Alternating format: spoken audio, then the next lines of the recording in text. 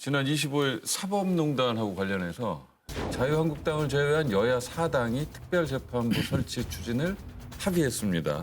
사법농단 사건의 압수수색 영장 기각률이 90%에 달하면서 공정한 재판을 기대하기 어렵다는 판단에 섭니다. 주요 내용은 추천위원회가 현직 법관 가운데 1, 2심 판사와 영장 전담 판사를 2배수로 추천하면 대법원장이 임명하는 방식입니다.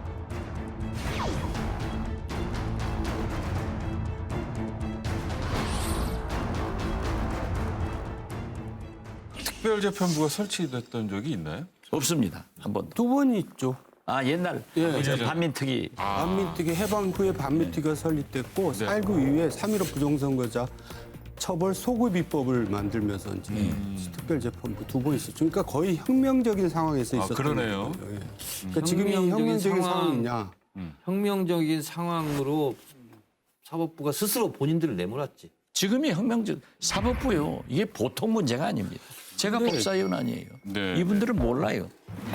저는 진짜 법을 많이 알아요. 예. 왜 특별검사제도가 생겼습니까? 검찰이 국민이 신뢰할 수 없는 수사를 하기 때문에 국회에서 위헌의 요소가 있었죠. 그렇지만은 특별검사법을 제정해서 그렇죠. 특검을 실시해서 오늘날까지 존재하고 있는 거예요. 네네. 우리 국민들이 가장 신뢰하던 사법부가 지금 재판 거래, 이 사법부 농단으로 인해서 70%의 국민이 사법부를 신뢰하지 않고 있습니다. 네. 그리고 재판 거래 이 사법 농단에 대해서 압수수색이나 구속영장을 국민이 신청하면은 자동 판매기처럼 착착착 찍어내는데 90% 이상 기각을 시켜버리니까 더 믿지 못하는 거예요. 심지어 지금 고양이에게 어떻게 생선을 맡기느냐. 네.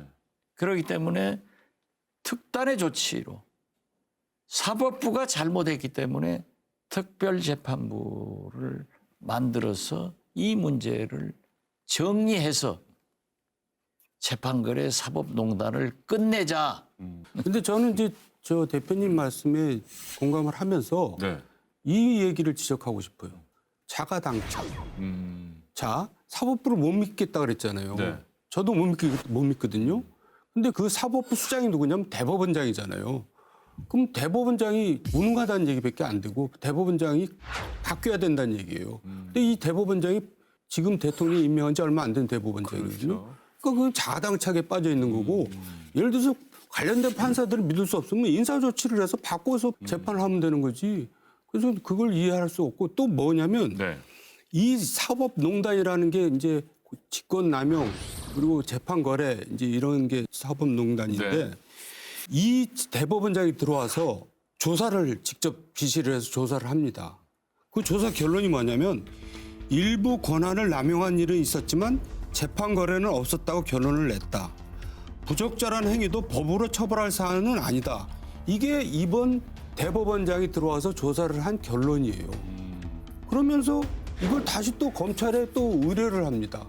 대법원장이.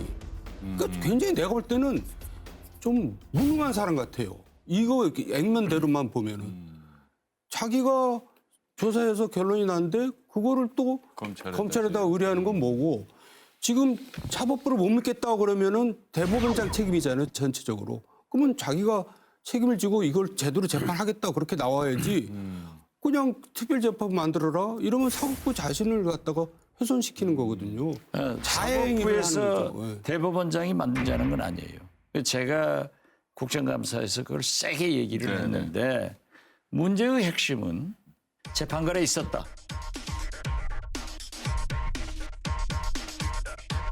검찰에 자료 제출하고 수사에 협력하겠다.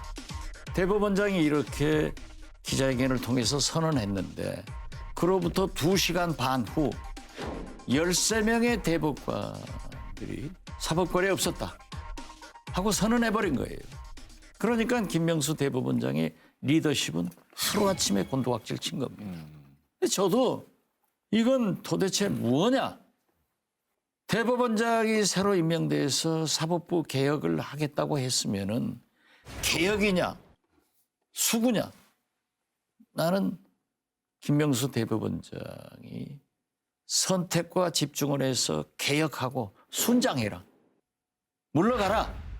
이렇게 제가 국정감사에서 소리를 질렀습니다. 네. 이건 어떤 의미에서 보면은 김명수 대법원장이 책임지고 이걸 처리해라 하는 애정 어린 촉구였어요. 네. 그런데 지금 현재 대법원에서 보면은 개혁도 하려고 하고 사법부도 보호하려고 하고 이게 문제인 거예요. 네. 그러면은 결국 스스로 자업자득한 사법부가 자기들의 붕괴를 막고 자기들의 국민적 신뢰와 존경을 회복하려면은 특별재판부밖에 없다. 저는 거듭 말씀드립니다. 저도 한 말씀 드릴게요. 검찰이 신뢰를 잃었기 때문에 특검이 생긴 겁니다. 그렇죠. 법원이 신뢰를 잃었기 때문에 특판이 생기는 겁니다. 흔히 시쳇말로 검찰을 떡검이다 이렇게 불러요. 네. 지금은 떡판이다 이렇게 불러요. 재판거래 어떻게 이렇게 할 수가 있느냐. 그래서 특별재판부를 설치하자. 이 요구는 무시할 수 없을 것 같아요. 그런데 박주민 의원이 특별재판부 설치법을 냈어요. 그래서 대한변협도 그리고 법원 내에 있는 판사회의, 일반 판사들, 시민사회 그래서 3명이 추천해서 이 사법농단 재판거래를 재판한 특별재판부로 만들자라는 건데 그럴 수밖에 없는 게 이 사법농단 사건을 어디서 맡느냐? 서울중앙지법 형사합의부 7개가 있대요. 7개. 근데 7개 중에서 5개 재판부 부장판사나 배석판사가 이 사건과 연루자라는 거예요. 그래서 임시 배당을 하고 이렇게 되면 연루자 할 수 있고 그렇지 않더라도 내부적으로 내부자들이잖아요. 네. 그래서 안 된다는 거고 아까 말씀하셨잖아요. 김명수 대법관이 이렇게 하겠다 그러는데 대법관들이 다 반발했다면서요. 그렇죠. 그러니까 내부적으로 반발도 있는 거예요. 근데 문재인 대통령이 대법원장을 임명하긴 했지만 문재인 대통령이 시킨 대로 대법원장이 하는 것도 또 아니에요. 그러니까 김명수 대법원장은 그냥 끼인 새우가 된 거예요, 지금.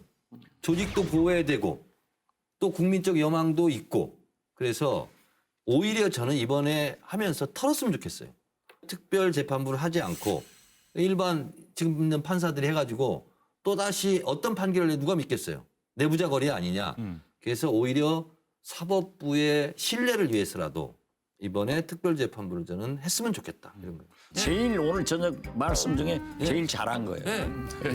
나는 또 사법부 무보수 대변인 되는 걸로 알았는데 잘했어요. 저는 아무나 대변하지 않습니다.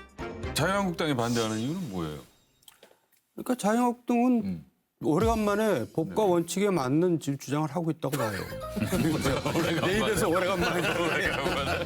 한국당이 특별재판부 설치를 반대한다고 하지만은 네. 본래 동서고금을 막론하고 국회는 일하는 곳이 아니에요. 싸우는 곳이에요. 네. 싸우는데 그렇게 싸우다 보면은 언론을 통해서 국민들이 안단 말이에요. 네. 당신들 왜 반대하냐? 사법부를 살리기 위해서도 특별재판부를 도입해라. 국민 여론을 등에 업으면은 반드시 됩니다. 그러고 한국당은 국민 여론을 들으면은 자동으로 찬성하게 될 것이다. 저는 그렇게 봅니다. 네. 이 문제가 하반기 정치 쟁점의 태풍의 눈이 될 수도 있다는 전망이 있어요. 그래서 제가 대표님께 여쭤보고 싶어요. 대표님, 사당이 국정조사 특위하기로 합의를 본 거 아니에요? 특별재판부 도입에 대한 아니 그거 말고 두 개 다 합의했어요. 또 야사당이 합의 고용세습, 글쎄요. 고용세습. 예. 국정조사 특위. 그러니까 그것은 고용 비리 그것은 민주당에서 응하지 않고 있고 네. 또 특별재판부. 특별재판부 문제에 대해서는 자유한국당이. 자유한국당이 응하지 않고 네. 근데 왜 뭐 언제는 이쪽에 가 쓰고 언제는 이쪽에 가 쓰고 그러는 우리 당 예. 그러니까 1%죠.